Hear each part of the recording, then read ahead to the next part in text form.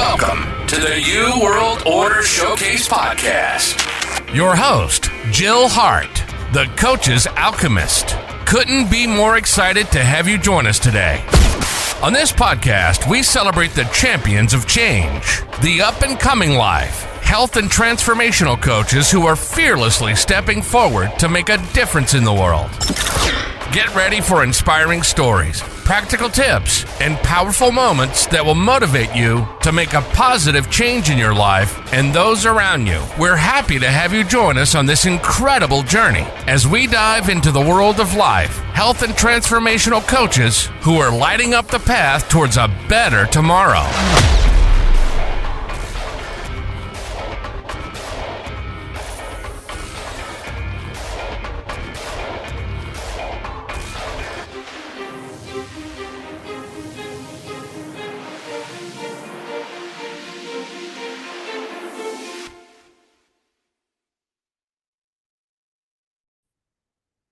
Hi, and welcome to the New World Order Showcase Podcast. Today, we are speaking with Monika Diane. She helps midlife women get their spark back. We're so glad to have you here, Monika, and I'm really excited to talk with you about all things midlife and beyond. Thank you so much. I'm super glad to be here. So tell us your story. How did you get into this? What led you down this path? Oh, goodness. Well, I've always been in the wellness industry my entire life, aerobics instructor, personal trainer. So wellness and mindset have always been a priority to me. And how I got into specifically focusing on the midlife woman was, well, of course, because I became one myself.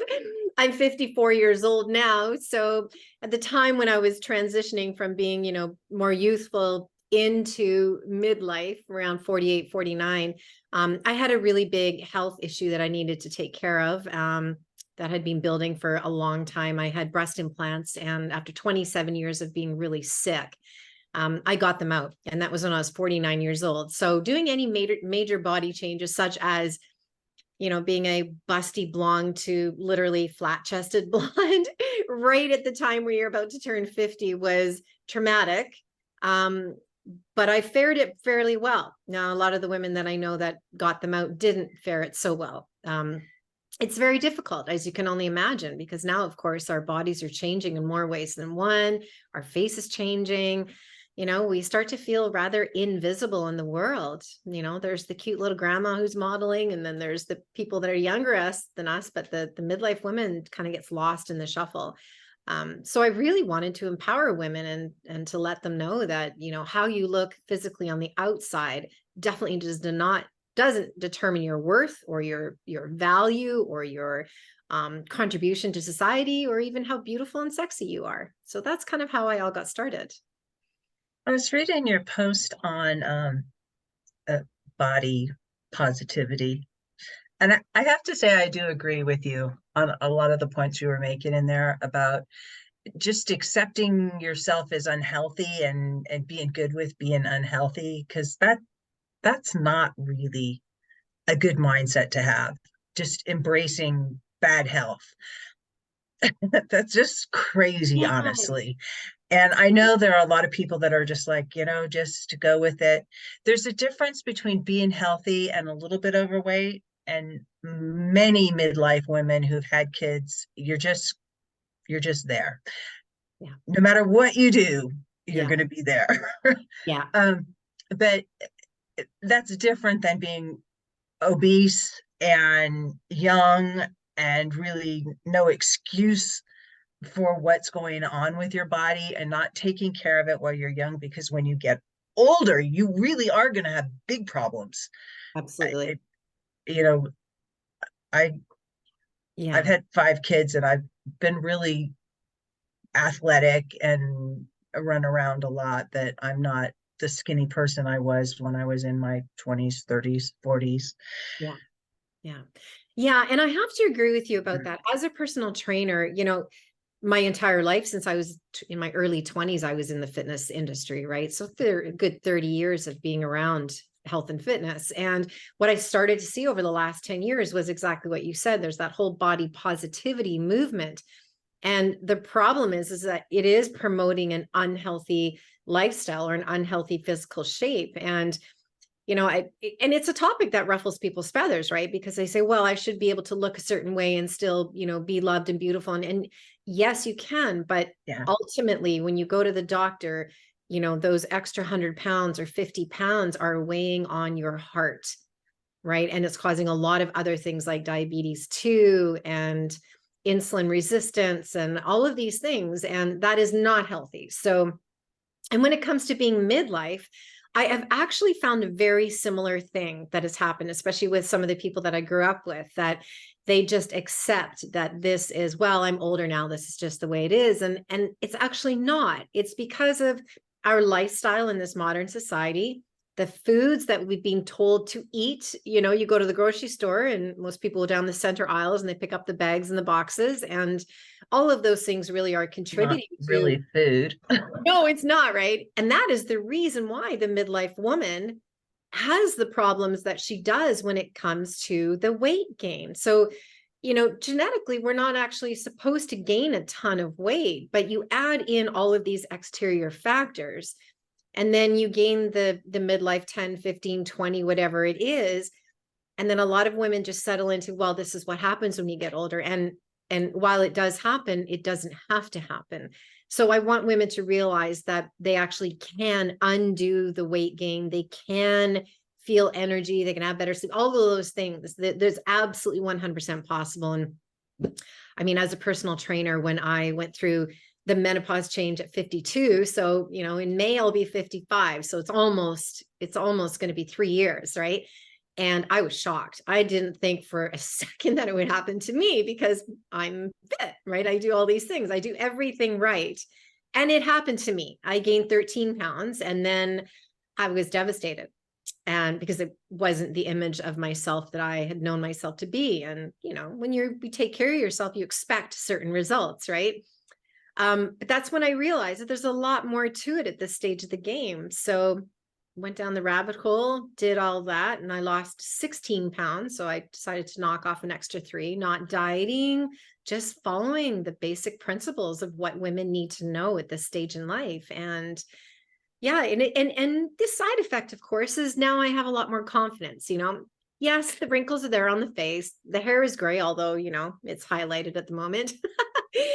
But I mean, that's okay. I feel really good. I feel really good. And life is really all about feeling good and loving who you are and just enjoying every single moment. And I don't want to grow old being sick or getting sick because of how I've treated my body. So when I can I'm on the same page with you on that. Just like there's things you can do as you get older. You do lose muscle mass if you don't exercise, and even little things like lifting light weights.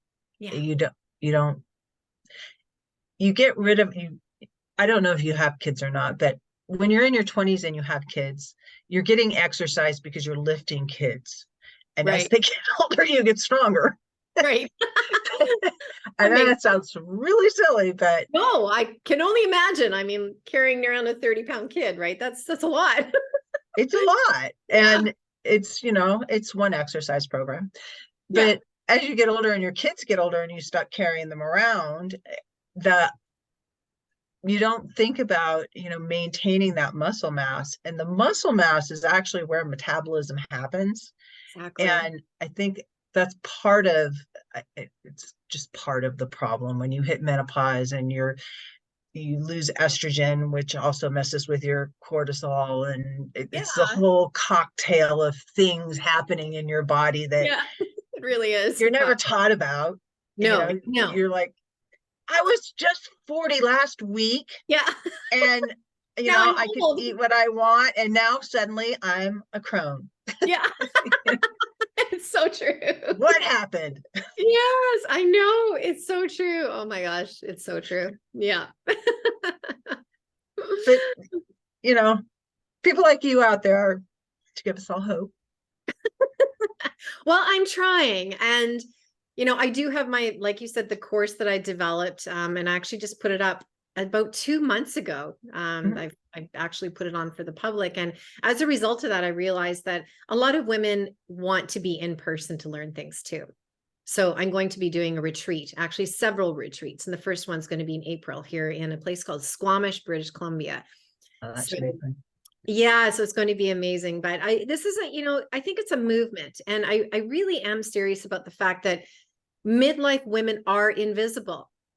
You even see movie stars, and I'm not a big movie star follower or anything like this, but they reach a certain age and every single thing is filtered. Everything, you don't even hear from them talking much anymore. Where did all the midlife women our age go, right? Like they're all of a sudden off the screen. And it is a really difficult time for the average person.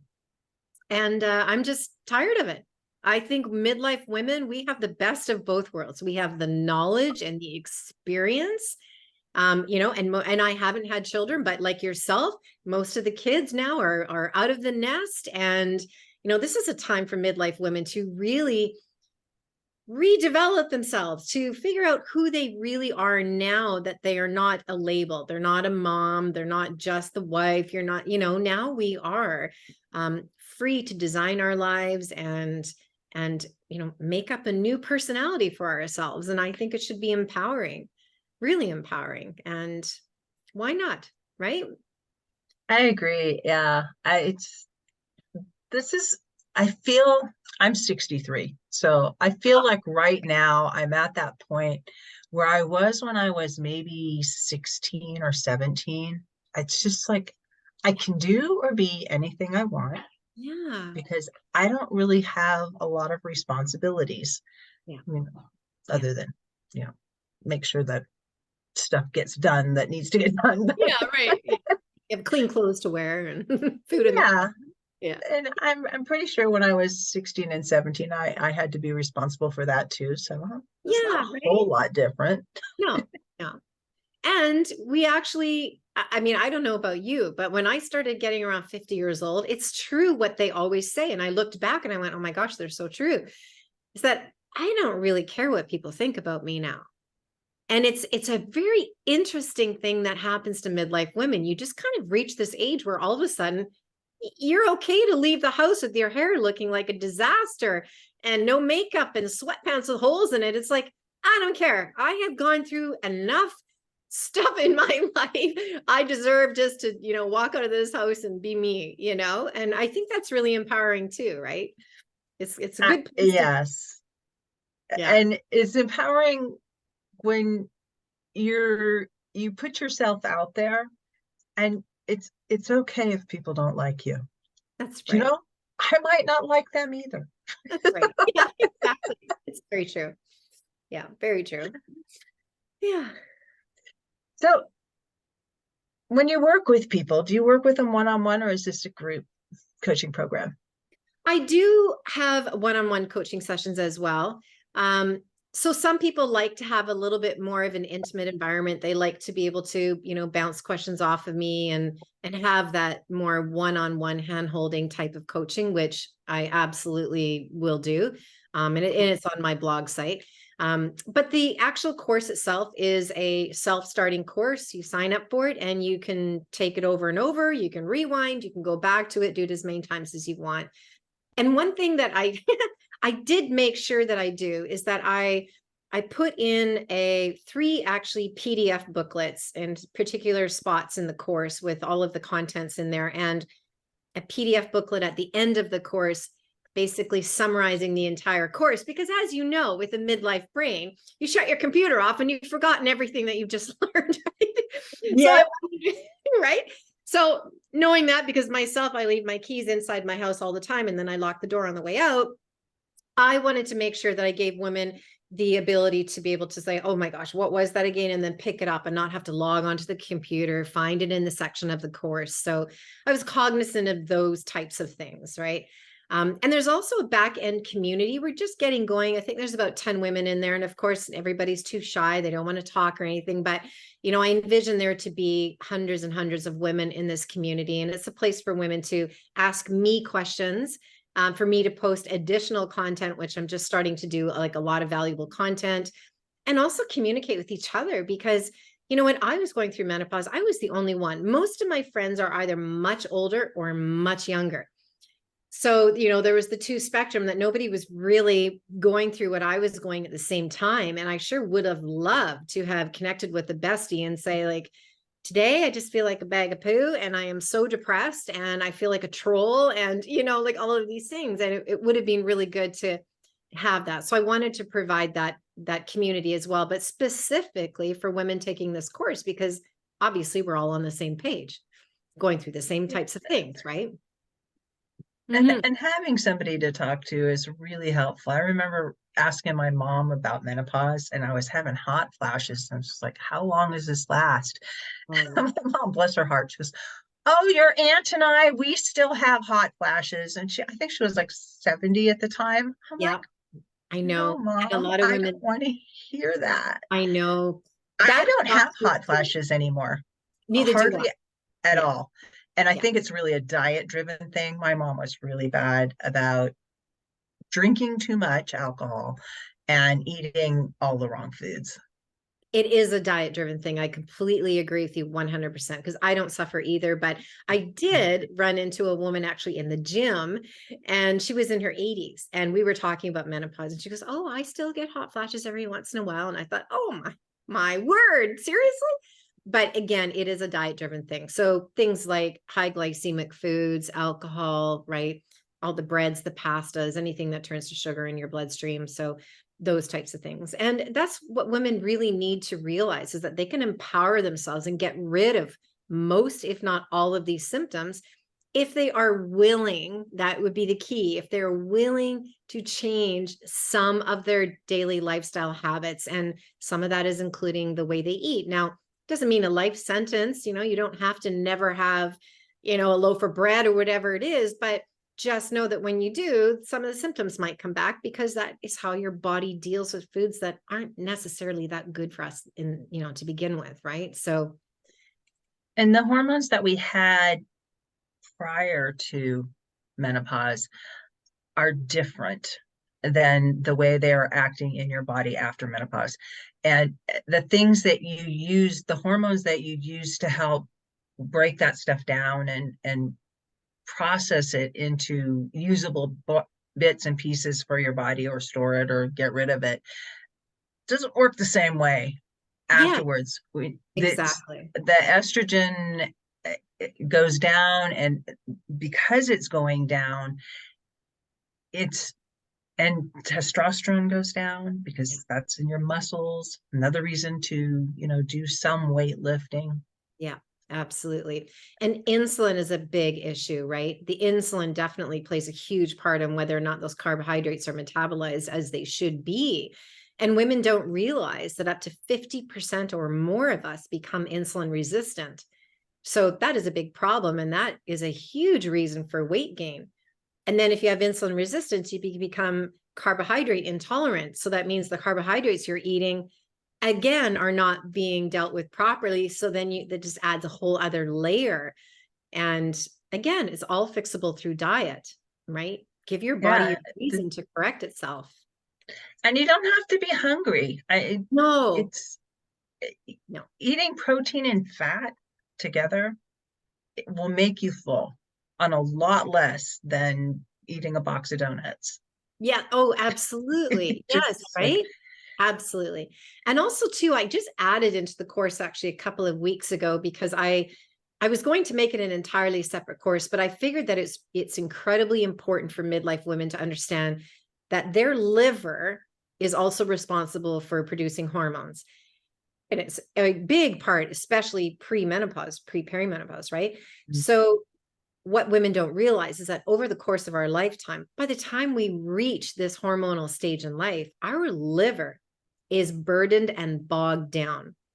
And one of the aha moments for me when I was researching all of this is that actually helping your liver to detoxify by eating certain foods and not eating certain foods really releases the burden. And you can lose quite a bit of weight by actually getting your liver working more efficiently. And then, of course, the hormones that it is still producing are going to be produced at perhaps the right amounts as opposed to your liver being stagnant and really like slugging along, right? So that is such an incredibly important part to this stage in life, is to really be taking care of that liver. And there are things that you can do that are really simple to detox your liver. I mean, Yeah. Yeah, absolutely. Like celery juice. I know that was a fad all the time, but celery juice is incredible. Certain salts in there. I mean, it's really good for you. Taking things like dandelion or tincture, or even steaming them up, those types of things, or hibiscus tea. Throwing them in your salad. Yeah, throw them in your salad, right? Exactly. All parts are edible.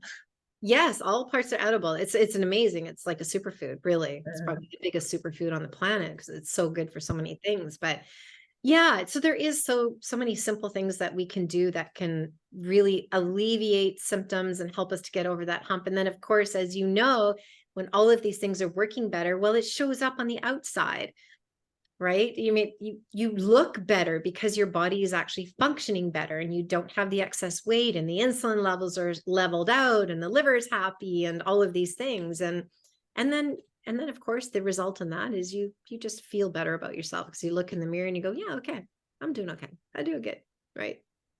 Yeah. And you can sleep at night. And yeah, sleep is another one of those big things. If you don't get your diet under control and you're having hot flashes at night, it's huge. It affects every other part of your being. Yeah, the ghrelin and the leptin hormones don't get released at the appropriate times or appropriate amounts, and then you end up binging out the next day and being starving. And you're right, there's so many things that contribute to poor sleep that actually end up, making all of our symptoms and weight gain so much worse.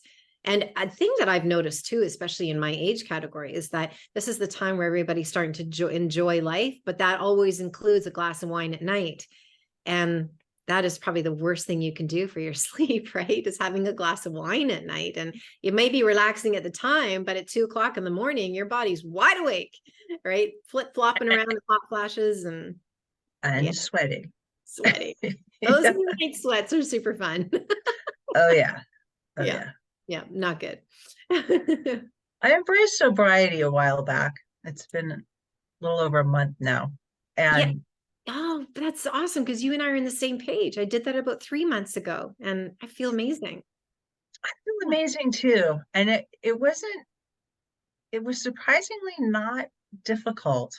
Instead of going around saying I'm quitting or I'm not doing, I just chose to embrace something different, a different style. And it's made everything so much easier for me. And I had an amazing encounter the day that I had decided that I was going to do this. I had a hawk come. I was standing next to my house on these stairs underneath this overhang, turning off the water because I was watering my plants out front. So there's a railing, and I'm giving you this setup so you understand. I'm like in this kind of enclosure. It's not like I'm out in the open when this happened. And I'm bent over and I feel this stuff going on in my hair because my hair was down. And my hair is like close to my scalp, but I could feel something ruffling around in it. I'm thinking, oh crap, I'm being attacked by wasps. And so I go like this and I feel something heavy when I go like that. And I turn around and my husband was standing right there, and he points over to the fence line, and there's a little hawk sitting there. A hawk had come and messed with my hair, and instead of flying away when I like batted at him, he just went and sat there, and it was totally a message for me. That is incredible. That is incredible. Wow. I was just like a message from the universe. I was on the right track. I should just keep doing what I'm doing. Absolutely. He just came to give you a little, keep it going, girl. Yeah. I mean, they have sharp talons. Had he hit my scalp, I would have bled for sure. Oh yeah, for sure. And to be over there next to the house, like for no apparent reason, was like, wow. So they're energetically connected without a doubt, right? So yeah, he was tuning in. Yeah, just awesome. A moment of encouragement that I will take with me to my grave, because Oh. that was just like a turning point. Mm-hmm. It's amazing, isn't it? Yeah, Mhm. these little experiences in life can really put us on a completely different trajectory. Yeah. Yeah. So how's your journey going? My journey is good. I am super excited. Like I just came back from a meeting, getting together this retreat. It just feels so aligned. I think women really need it at this time in the world. Need to come together, feminine energy, feminine empowerment. And yeah, I'm just super excited and I feel really good. I mean, 54 and a half, I guess it would be, right? Like when we're little kids. I Exactly. find myself doing that now too. I know, right? Yeah, exactly. Yeah. But yeah, I'm just really enjoying life and something seems to have settled, the last few years of being very unsettled. And I just feel like, even though there's a lot of cray going on right now, I just feel kind of like I'm just parting the seas and just going through the middle and finding my zone and collaborating and bringing a lot of other women along with me too, which has been absolutely amazing. And my big vision is I want to create like just a huge empowerment group of women, and maybe I'll call it something at some point, have retreats all over the world. That's kind of what I envision. I'd love to go to Europe and do a few as well, the States, and just kind of go from there and just make it bigger and bigger and bigger and bring more people into the fold. And let's change the world. Midlife women rock. They do. And they really are changing the world. I feel Yeah. like feminism has taken on a new, kinder, gentler mantle, Yes. where they Yeah. were militant Yeah. in my mom's day, That's right. and they were more trying to supplant men than stepping into their feminine power, Right. as though they'd been downtrodden for so many years, centuries, that they forgot that they are uniquely Yes. situated and created with so much power, and our cycles are part of the mystery of what makes us who we are. And even at the end, when we don't have that life-giving capacity anymore, we move into a different stage, which is like, it's the teaching and the sharing of information, and Yeah. it's the lifting up of all of us, Yeah. the sisterhood. That's really how we were supposed to be interacting with each other, not competing with each other. We're not men. Yeah. Men compete. That's right. They And they're should like very good be, at it. And and they they should are. be, right? I mean, Yeah, that's how they were created, to yes, compete. that's right. But we don't have to. No, We we are don't. cool just the way we That's, are. And we and should it's, just be able to appreciate the uniqueness and the beauty in each of us, and appreciate the special gifts that each of us have. yeah, I completely agree. And it's ironic that you talked about that feminism part because I had this conversation with several of my business associates and friends over the last couple of months that the whole feminist movement, and again, this might ruffle some feathers, my personal opinion, while it was really great for human rights, I do believe that a big portion of it did women a disservice because now they're in the workforce and they're cooking and cleaning and they got to look like a supermodel and right. And I don't know any woman out there who's like just loving doing it all. So, I think that I like what you said that we have had our own special uniqueness and our own power within. And again, the midlife women kind of are bringing that back into like, this is actually what feminism is. It's actually being feminine, and knowing that you Yes. have these unique gifts and stuff. And it doesn't have to be, going out in there and being Miss Corporate. And not there's anything wrong with that, but it can be, you can be an incredible homemaker. And why is that any less valued? And all of these different roles that women typically gravitate to because we're nurturers, right? And we like to do these things for our families and our friends. And and even the corporate woman who doesn't like to cook a day in her life. If I truly believe, and I have several friends like that, they don't cook, they don't clean, they hire people to do all that stuff. Mhm. I do believe that if they didn't have to be the sole, provider for themselves, that they might actually like a bit more of a feminine type of role in their life if they were given the opportunity to, right?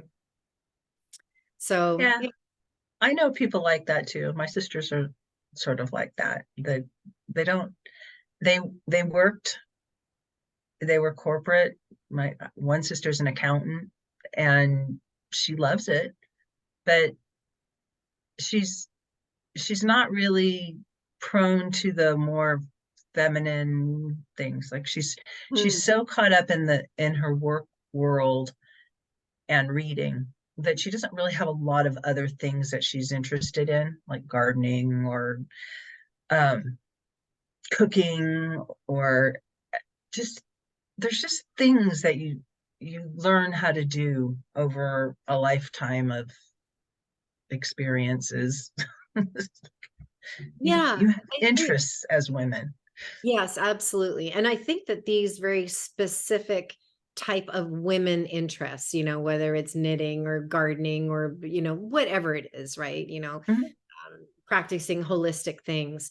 Um, I do think that grounds us in a very special way that being in the corporate environment, it just absolutely cannot, because in the corporate environment, your adrenaline is constantly on. And that is not innately what a woman is. That again, that's a masculine thing. Go get the lion, go hunting, go adrenaline, adrenaline, adrenaline, right?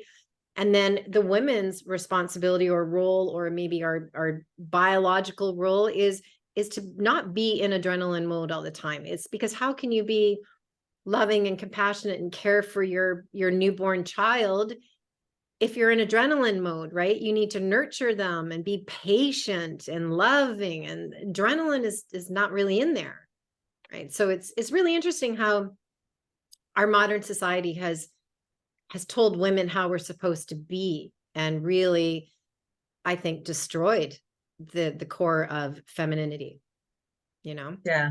and, and women are pushing back now. It's and it's good. It's a It's good thing. it is very good. Yeah. We have like 28-day cycles. Men have 12-hour cycles. Yeah. Say no more. Yeah, that, Right? that's just it. Yeah. Just yeah, that is The way I feel today is not going to be the way I feel tomorrow, no. even after menopause. It's not, the peaks and valleys aren't as high, but Yeah, they do still exist. There are absolutely. times when I really just want to go and be by myself.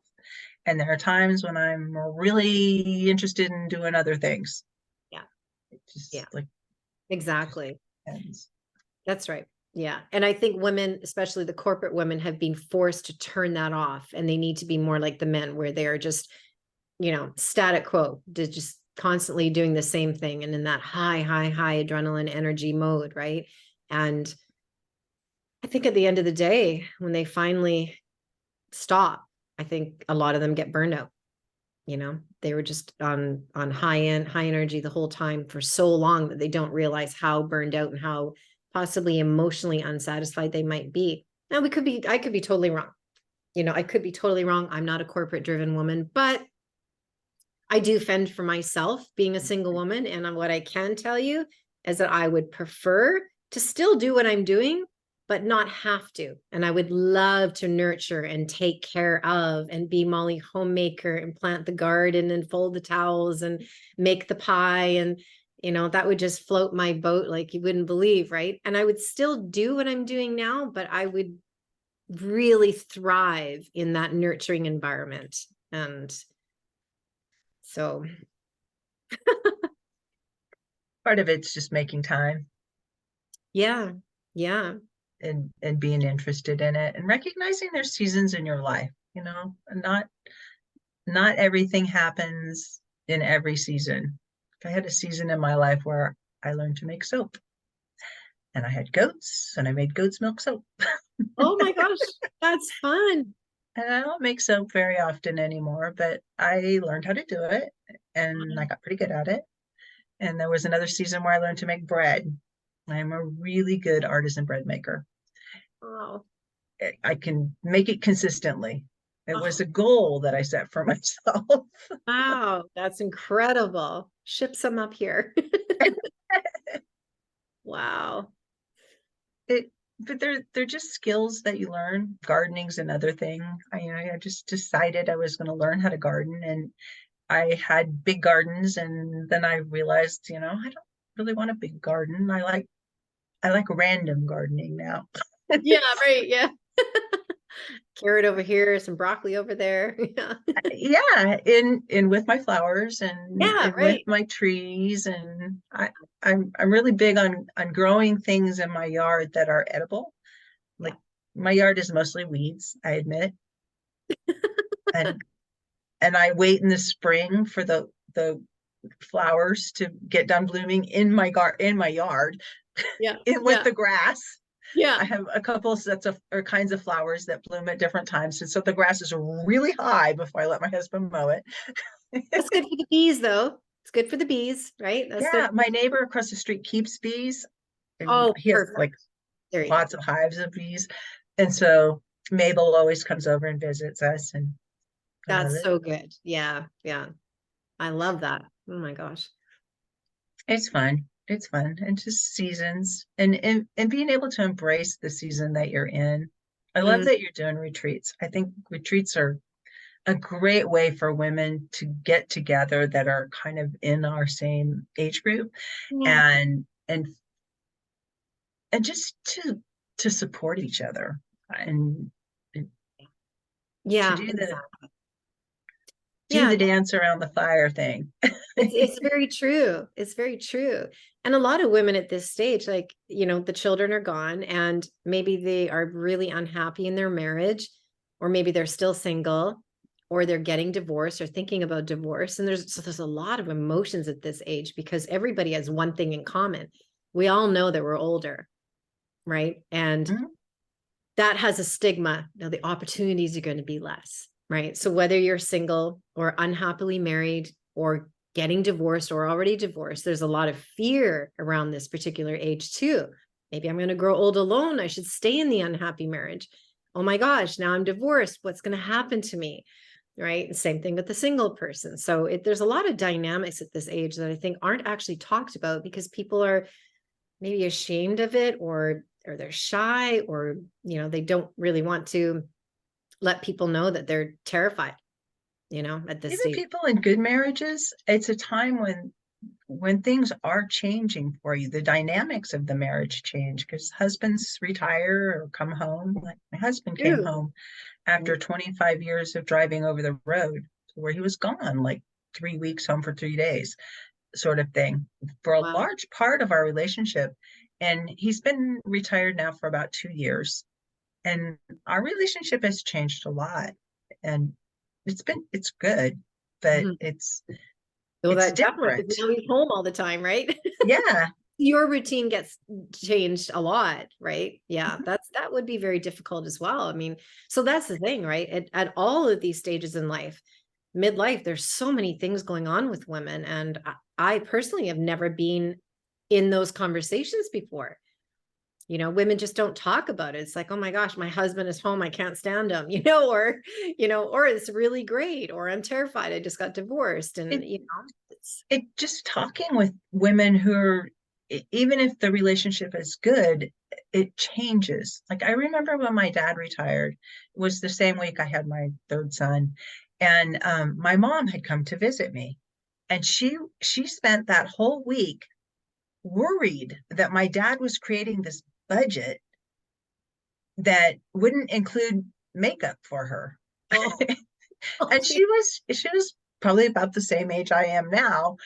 where it was like, this was really important to her, that she get back home so she could make sure that he wasn't gonna like Oh, screw her wow. out of Oh, being able to have the lifestyle that she'd grown accustomed to, yeah. because things are going to change for them Yeah. financially. My dad, he he did really well, and she didn't have to worry about it, but she did worry about it. And Yeah. it's it's not uncommon when you No. reach that point. It's like, okay, our roles are shifting because Yeah. she'd always stayed home, and now he was going to be home. And men, when they come home or retire, they either figure out something else to do that's interesting to them and get a life, Yeah. or they plant themselves in front of the television and wait to die. Yeah, exactly. That's so true. I've definitely heard that. Yeah. Yeah. Fortunately, my husband's really into working out and stuff, so he goes Oh, to there the you go. gym 3 times Perfect. a week. And we moved Perfect. away from his dad, so he has to go and visit his dad once a week. There's things to do. Yeah, that's right. Exactly. He's learning how to grocery shop and cook. Oh, lovely. Cooking is really fun. Yeah. Oh, that's so good. He didn't know how to cook before. Well, I guess not. He's on the road all the time, right? Yeah. He could microwave, but we don't have a microwave anymore either. So Yeah. he's really had to learn to make things. And he decided that he was going to eat healthier. So we make our own tortillas. He likes to eat Oh, good. That's awesome. burritos. Were easy for him to. We Yeah. make hamburger, and so he could just heat up a little bit of hamburger and make a burrito. But there's just like all of these little things, little adjustments. Yeah. Things you don't think about. Yeah, that's true. Yeah. Even like laundry. Yeah. Understand how laundry works. Yeah. Yeah. Yeah. Like, I will do your laundry, but recognize that I'm doing my laundry, and I will do whatever you want me to do in addition to that. Yeah. Yeah. But don't mess with my system. Otherwise, you can do your own laundry. Yeah. Yeah. Exactly. Got to be a part of the system now. Yeah. Yeah. It's fun. Mm. But I think it would be interesting and fun for you to have these retreats. And Yeah, that's the goal. Yeah, the course is up and running now, and then the goal is to have the retreat in April. And then I'd also like to do another one. I'm thinking actually in the UK, and obviously still here in the Squamish or Vancouver area. I'd like to have multiple a year, but I definitely would like to be a destination one once a year as well. That's my goal. So next year, it's all going to come into place. Yeah. that's very fun. So how do people get in touch with you, Monika? They can go to my website. Everything is on there. The coaching, the course. I will be putting the retreats on there as well, but they can just go to Monika Diane, and it's Monika with a K and then Diane.com. So MonikaDiane.com. Awesome. Yeah. So what's the one thing you want to leave the audience with today? Well, I would say the one thing would be, just because you have reached a certain stage in life, and it really doesn't matter what stage, but for this intense purpose, midlife, does not mean that you don't have value in this world anymore.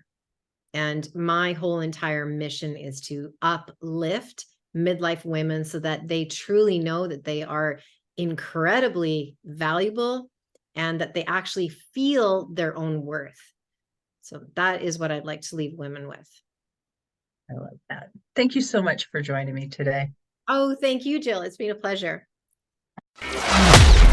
Thank you so much for tuning in to another empowering episode of the You World Order Showcase podcast.